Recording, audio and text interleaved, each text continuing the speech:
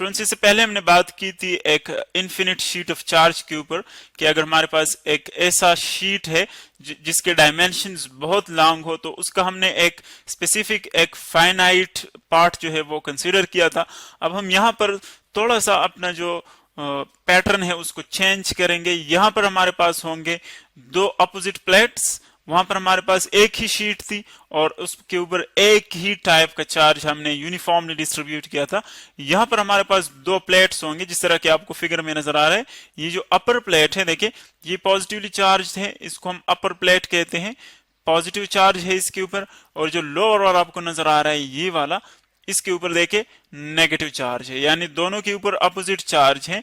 तो अगर इस तरह की सिचुएशन हमारे पास इस तरह की कॉन्फ़िगरेशन हो कि उनमें दो अपोजिट प्लेट्स हो, अपोजिट चार्ज प्लेट्स हो और उनके दरमियान किसी पॉइंट के ऊपर हम इलेक्ट्रिक फील्ड इंटेंसिटी फाइंड करना चाहे ई, जिसको हम इलेक्ट्रिक फील्ड वेक्टर भी कहते हैं, सो इसकी वैल्यू किसी भी इंटरनल पॉइंट पर क्या होगी वो हम किस तरह फाइंड करेंगे।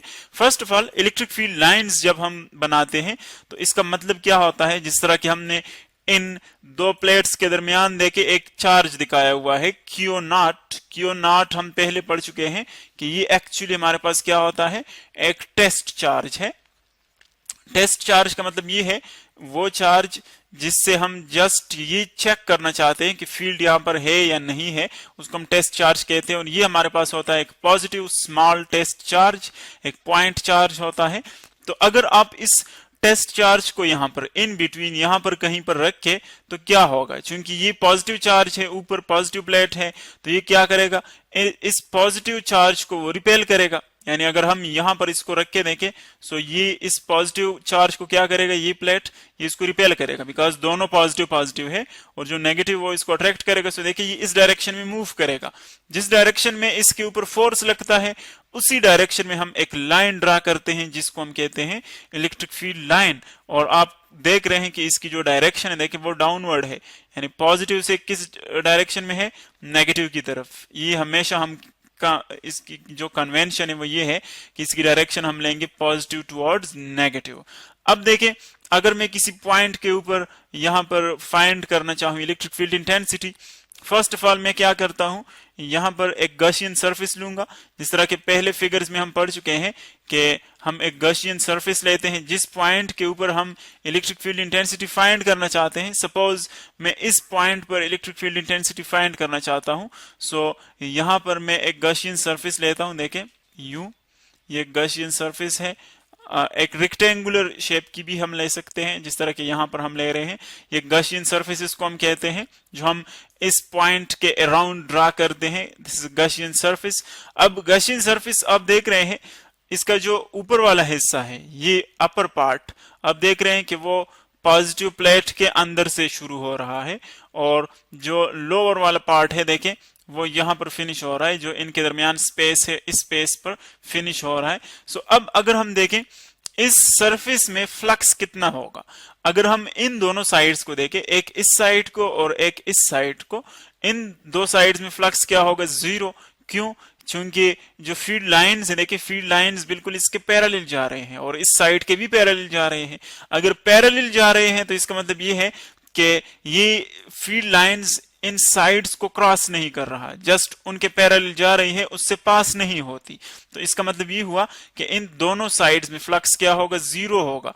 एक साइड पर फ्लक्स लेट इफ फाई 1 है तो वो भी जीरो होगा और दूसरे साइड का वो आप फाई 2 कंसीडर कर लें सो वो भी हमारे पास होगा जीरो। फाई हमारे पास क्या है, इलेक्ट्रिक फ्लक्स की सिंबल है। सो इन दोनों साइड्स में फ्लक्स जीरो है। और अगर आप नीचे वाला जो पार्ट है या ऊपर वाला फर्स्ट कंसीडर कर लें, देखिए ये वाला जो पार्ट है वो इस प्लेट के अंदर से शुरू हो रहा है और हम जानते हैं कि चार्ज हमेशा कहां पर होता है, on the surface of any material. Surface के ऊपर चार्ज रिजाइड करता है ऑन द सरफेस। सो अगर चार्ज सरफेस के ऊपर है तो इसका मतलब यह है कि इस अंदर वाले हिस्से में भी फ्लक्स जीरो होगा, बिकॉज इससे भी कोई लाइन पास नहीं होती, बिकॉज चार्ज जो है वो सरफेस के ऊपर है और ये जो लाइन है, ये जो सरफेस है इस सर्कल की, इस रेक्टेंगल की जो ये वाली साइड है वो अंदर, ये वाला फेस जो है वो पॉजिटिव प्लेट के अंदर से शुरू हो रहा है। तो इसीलिए इससे भी कोई चार्ज की जो फील्ड लाइन है वो पास नहीं होगी। सो इसीलिए हमारे पास जो इलेक्ट्रिक फ्लक्स है इस फेस में वो भी क्या होगा, वो जीरो होगा। phi 3 is also equals to zero. अब नेक्स्ट देखें, अब जो लोअर पार्ट है ये वाला पार्ट, इससे फील्ड लाइंस पास हो रही है। देखें ये फील्ड लाइन भी पास हो रही है इससे, इसी तरह ये फील्ड लाइन भी पास हो रही है। यहाँ पर अगर कोई और फील्ड लाइन वो भी पास होगी, तो इसका मतलब ये है कि इस वाले फेस से जस्ट फील्ड लाइन पास होती है। सो इसका जो फ्लक्स है वो phi 4 होगा। और वो चूंकि यहाँ पर फील्ड लाइन पास होती है, जहां पर फील्ड लाइन पास होती है वहां पर फ्लक्स क्या होता है, EA। ये फ्लक्स का जनरल फार्मूला है हमारे पास। E यहाँ पर इलेक्ट्रिक फील्ड इंटेंसिटी और A है एरिया। जितना एरिया होता है और जितनी इलेक्ट्रिक फील्ड इंटेंसिटी होती है उन दोनों का प्रोडक्ट हमारे पास होता है इलेक्ट्रिक फील्ड फ्लक्स। इसको हम नाम देते हैं इक्वेशन 4 का। टोटल फ्लक्स हमारे पास आ गया EA, बिकॉज बाकी सारे 0 0 है, सो ये हमारे पास टोटल फ्लक्स आ जाएगा। अब अगर हम देखें इलेक्ट्रिक फील्ड इंटेंसिटी हम इससे फाइंड कर सकते हैं E, लेकिन हम यूज करते हैं कौन सी लॉ, गॉसिस लॉ। चूंकि ये हमारे पास एप्लीकेशन है गॉसिस लॉ की, तो इसीलिए हम गॉसिस लॉ को किस तरह डिफाइन करते हैं, हमने डिराइव भी किया था इसको। phi E यानी इलेक्ट्रिक फ्लक्स वो इक्वल होता है total charge divided by epsilon not. Total charge divided by epsilon not ये इलेक्ट्रिक फ्लक्स के इक्वल होता है। और जब भी हम किसी सरफेस चार्ज की बात करते हैं तो हमने पहले डिफाइन किया कि सरफेस चार्ज हमारे पास डिफाइन होता है एज सिग्मा, जो कि इक्वल होता है चार्ज पर यूनिट एरिया। किसी भी यूनिट एरिया के ऊपर कितना चार्ज डिस्ट्रीब्यूट किया गया है उसको हम कहते हैं सिग्मा, या इसको हम कहते हैं सरफेस चार्ज डेंसिटी। अगर किसी यूनिट एरिया पर ज्यादा चार्ज है तो सरफेस चार्ज डेंसिटी ज्यादा होगी, कम चार्ज है तो सरफेस चार्ज डेंसिटी कम होगी, और अगर जीरो चार्ज है तो सरफेस चार्ज डेंसिटी जीरो हो जाएगी। अब यहां से हम देखें क्यू फाइंड कर सकते हैं, बोथ साइड्स ए से मल्टीप्लाई कर लें, ए यहां भी ए दोनों मल्टीप्लाई कर ले, so Q will be equal to, ये ए और ए कैंसिल हो जाएंगे और लेफ्ट साइड हमारे पास आ जाएगा यहां से सिग्मा ए। अब देखें क्यू की वैल्यू भी हमारे पास आ गई ये, और फाई की वैल्यू भी हमारे पास यहां से नॉन है, सो दोनों की वैल्यू हम पुट कर लेते हैं। यहां पर फाई की वैल्यू ये पुट कर ले, ई ए, ये फाई की वैल्यू आ जाएगी ई ए, और क्यू की वैल्यू यहां से पुट कर ले जो कि इक्वल है sigma A. Sigma A divided by epsilon not. Epsilon not है फ्री स्पेस की परमिटिविटी। अब ए और ए यहां पर सेम है तो कैंसिल हो रहे हैं। ई हमारे पास जो इलेक्ट्रिक फील्ड इंटेंसिटी है वो आ जाएगी sigma divided by epsilon not. ये जब हमारे पास दो पैरेलल प्लेट्स होते हैं, तो उनकी जो इलेक्ट्रिक फील्ड इंटेंसिटी है किसी भी इंटरनल पॉइंट के ऊपर वो हम इस फार्मूले से फाइंड करेंगे। अब इसका मतलब ये हुआ कि जो इलेक्ट्रिक फील्ड इंटेंसिटी आप देख रहे हैं कि वो किन किन चीजों पर डिपेंड कर रही है। फर्स्ट जिस चीज पर डिपेंड करती है वो है सिग्मा, यानी इलेक्ट्रिक सरफेस चार्ज डेंसिटी। जितना चार्ज ज्यादा होगा सरफेस के ऊपर तो इंटेंसिटी ज्यादा होगी, चार्ज कम होगा तो इंटेंसिटी कम होगी, यानी डायरेक्टली इसके ऊपर डिपेंड करती है।